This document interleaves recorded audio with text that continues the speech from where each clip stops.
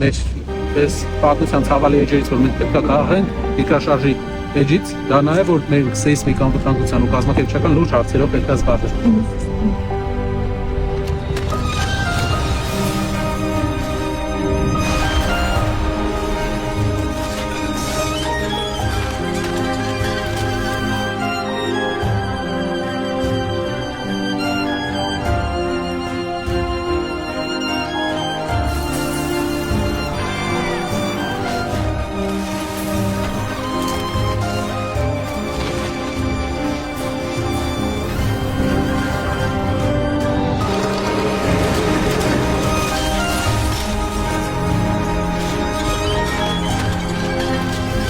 Հիշում ենք, ցավում ենք, բայց լուրջ պետք է զբաղվենք հին շենքերի վերակառուցմամբ։ Երևանում էլ լուրջ այդ խնդիրը կա,